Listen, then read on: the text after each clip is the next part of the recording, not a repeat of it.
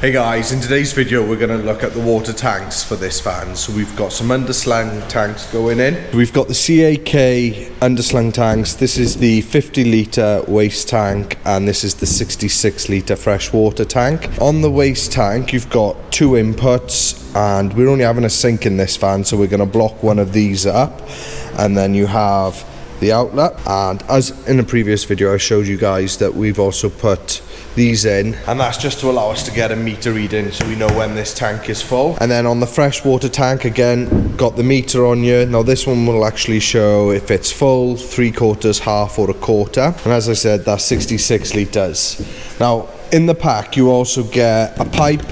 That's for your water filler. I've already installed that. I've used a different pipe, so that'll just go into stock. And then we've got our drain off pipes, which is your grey and your fresh, and then you get the taps and that in here for it. You've also got the mounting pegs, which go with these. Now I'm going to come back to all this a second, because quite a lot has actually happened in the van since the last video. We just had a week where we were sort of cracking on, doing a bit of work in the unit, a bit of work on the van, so we'll take a quick look at where we're at with the van. So you can see we've got the bulkhead in. That's just sat there in place a minute, that's not been fitted yet. I've built this part of the kitchen. We've got two drawer boxes, beer and beer. That's open because he wants to put an air fryer in, and then we've got the nice long space on the bottom, which is where that beast of a battery is going to go. Now that's the 560 amp hour Fogstar Pro battery, so it's got a 300 amp EMS, which allows us to put a 3 kilowatt inverter on, which I'll show you guys in a bit. I also told you we were going to be doing a larder for the fridge, which I've done. So it's still in the making at the moment, but you can see where the fridge is going to go in this section. Now for perspective, it's pretty high, so it's just up to my shoulders where the top of it is, so it just gives easy access to that fridge. And then you can see up top we've got a bit of a kick in. Now what we're going to do here, there's going to be a tambour door that comes down here, and there'll be a socket in there, so I think he wants to stow away his toaster and kettle, and then when he wants to use it he can just lift that up, and then he's got a nice bit of space here with a socket in there.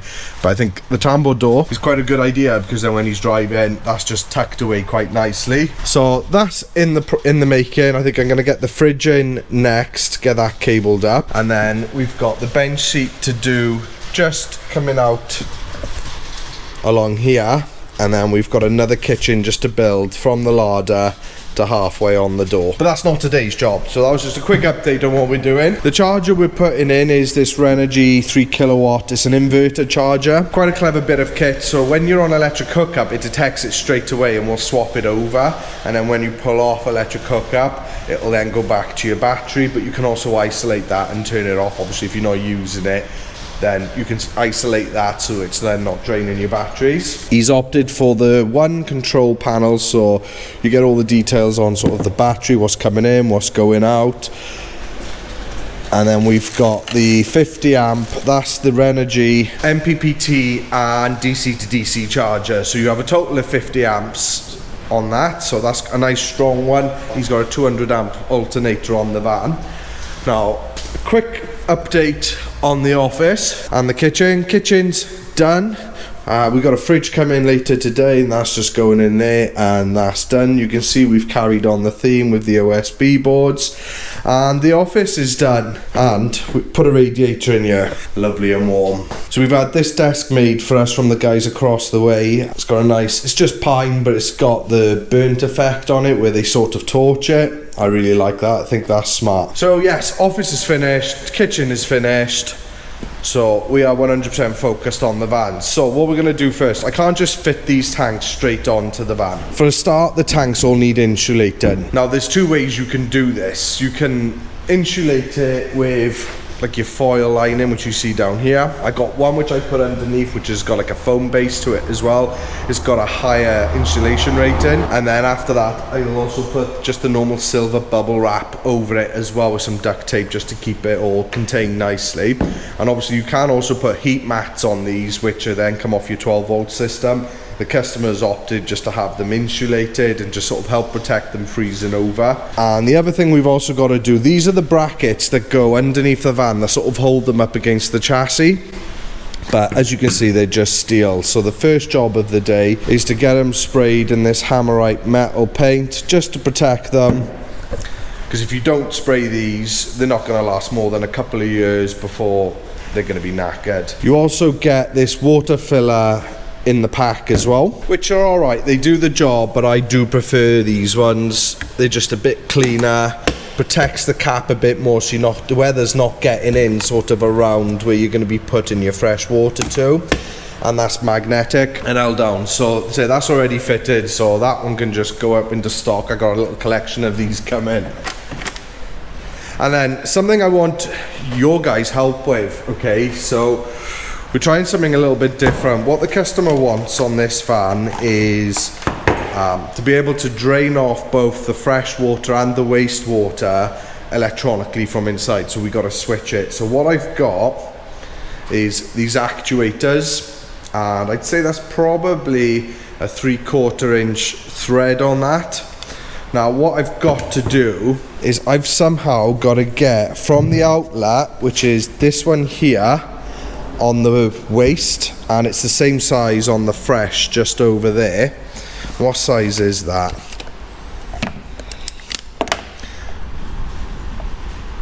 Right, I'd say that's 25-26 mil. So I've got to get off these 25-26 mil pipes, connect it to this, and ideally I'd also like something to go in the other end that's sort of a bit of a spout and points down. It's not something I've looked into yet, but it's coming up very soon. So if any of you have done that or got any suggestions on bits we can use to get that done, that would be awesome. I figured out the wiring on it, that's not a problem. It's just working up now how to connect those blooming things to the tanks. Right, let's get these sprayed, get these insulated, let's get them installed. I don't wanna stay here, no. Ain't gonna keep it low now. If you wanna go, let's go. Let's wrap it up and hit the road. I just got an awesome vibe, striking the winner post now. Liberty's on my mind. We've taken off, we've left the ground. You gotta understand that we get one chance, one chance. You will never regret the things that we'll do. 'Cause I wanna drive through the summer night. And when we are old and gray, we'll look back at this summer night. Okay, the brackets are all done, so they're going to take about an hour to cure, so we'll just leave them be. I might put a heat gun on them later just to give them a little hurry along. And we're now going to insulate these tanks. Now this is the top of the tank that actually goes up to the van. So on the top section I only put this stuff, the foil lining, whereas on the sides and the bottom then, which is the really exposed areas, I put this dodo mat in, so you got some sticky back. It's got a foil lining in it, but it's also got, I'd say that's probably about a 6 mil foam liner on it. So we put that, say, on the sides, the ends, underneath. And then just remember, if you are going to put a little something on the top like I'm going to, you've got these little breather holes at the top of each cube, and that's to allow the tank to vent. So when you're filling it, it will draw in air. So just make sure you don't block those up. We'll keep them nice and clear.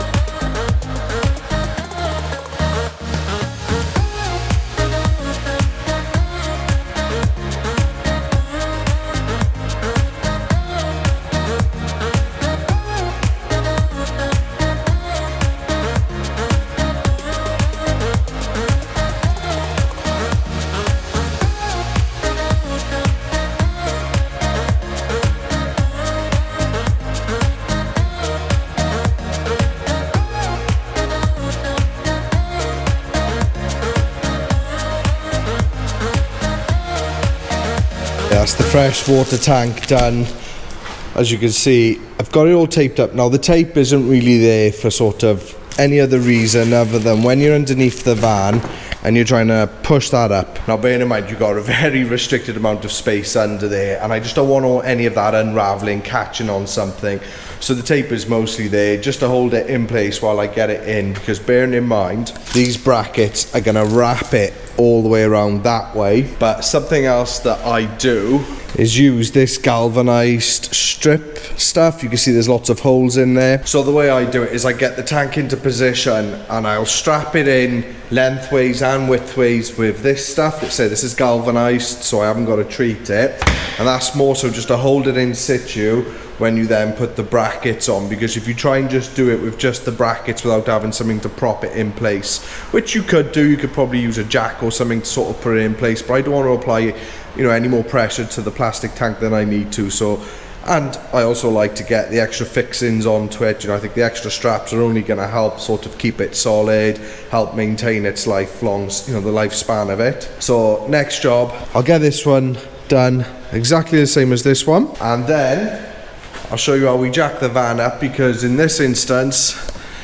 I have got to get right underneath it. Now I don't particularly like going underneath the vans, but sometimes you have no choice, and this is one of the jobs that you have to get under. So let me just get this other tank done, and then I'll show you what I do to get the van up, which I know it's not rocket science and I probably go a little bit overboard, but back in 2 secs.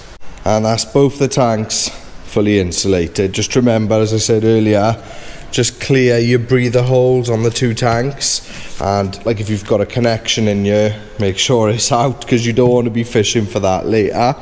And now I've jacked the fan up on the back corner because the main tank comes just past on the other side of the sill here. So I always use the one that comes with the van, and I've backed it up with a 2.5 ton trolley jack. Can't be too safe. I have got axle stands as well, but I think with the 2 there, they're both taut. I'm happy with that. So we're going to get under there and we're going to fit the fresh water tank first. So as I mentioned earlier, I sort of use this stuff because you've got very tight space. I'll use this stuff just to sort of hold it in place, and then we'll come behind it and fit these brackets. Oh, and this is the underside of the van, right? So as I've said, I've done one of the galvanized straps just going across it, and I've done one just up here. I'll tidy it all up later. Let's just go in the length. So now that's just held in place, okay, but it's not solid enough. You know, these are a bit thin, so they're not going to be very good on the weight. Same as the fixings, you know, it's just there just to hold that in place. And once the other bracket's on, they will just make it a little bit more solid. So what we got now is we got like these little hook bars, and they go into the side here, come down, and then they bolt through the crossover braces. So let's get out of here and I'll show you. Okay, and this is the piece I'm on about. The angle on this is a bit too steep, so you kind of got to take it out just a little bit, but you know you still want to keep it angled down because you won't get it in the hole. And then this will be hanging down, hooked into your chassis, and then it'll go through the hole on this and you bolt in underneath. Now, as you can imagine, trying a video under here is pretty difficult, so I'm trying to explain as best I can. So I think what I'll do is I'll do it, get this first tank done, and then we'll get back under there with the camera, and I'll show you in more detail. So you've got to pre-drill your hole into the cross member, and I'll do that with a step down bit. And then once I've done that, don't forget, treat the area. You don't want any bare metal, especially not underneath the van. So I'll treat it, hook that in, and then when that's hooked in and it's done, I'll also go over it with a wax oil spray. Right, I've got those on, so I'm going to take you down to have a look at them. Right, so you can see here, this is the fresh, and then just behind it, but here is the waste tank, and these are the strap overs that go on. Now, as I explained, if you remember, these hook bolts go into the side here, come down through the hole in the bracket, and then just gets a nut put on. I'm gonna get some extra ones and double nut it, but we've also, as I mentioned earlier, got our secondary straps here, so they're fully done. You've got water drain off and your water supply here, and your water filler is hiding just up there in the top corner. So the next job now is we're gonna connect the water filler pipe down into the actual tank. Now there is a little space around here underneath the van now, which this pipe can come down through, and then we'll elbow and go on. I'm going to take some measurements underneath to make sure I find that exact spot. This is what I had to do on the boxer, so it's in pretty much the same place, and we can get through there and get that then connected onto the water tank.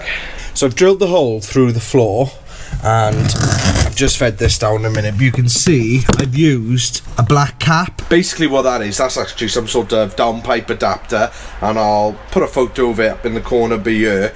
And the reason I've put that in first is so that when I put the water pipe through, it's not going to be touching that sharp metal edge which we've just cut out, so that goes past that.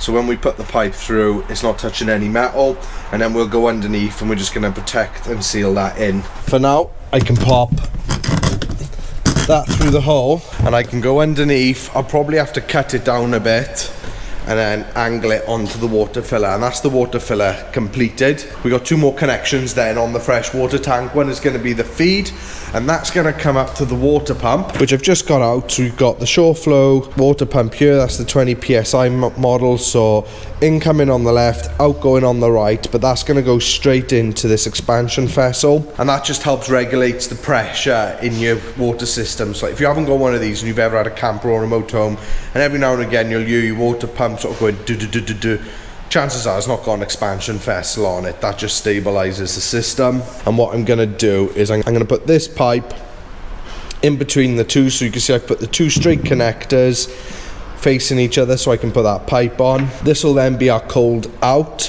which will go to the system, and on this side we have another angled one, and this is the one that is going to go down through the floor and onto the tank, and that will be our supply. So I'm going to do something a bit different on this fan. Normally I run everything in 12mm, and then by the time you get to like the water heater or the tap, you're then converting it to 15. So this time round I'm actually going to run it all in 15.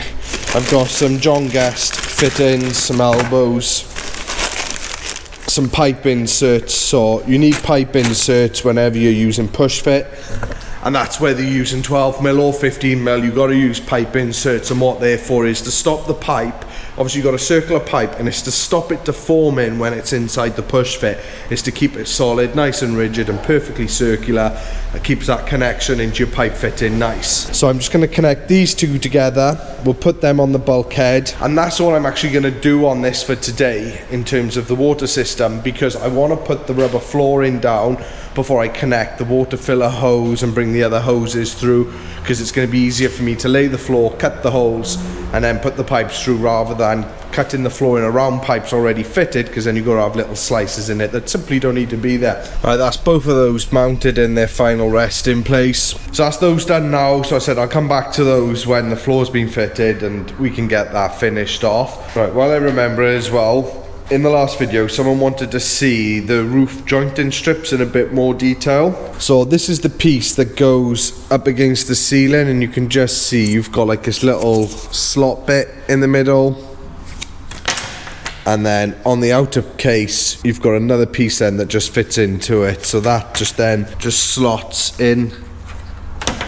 like that. Nice and easy to install, to be fair, and it has given it a nice finish just to hide up those seams. Hope you've enjoyed this video, guys. Thanks again for all the support, and we'll see you on the next one.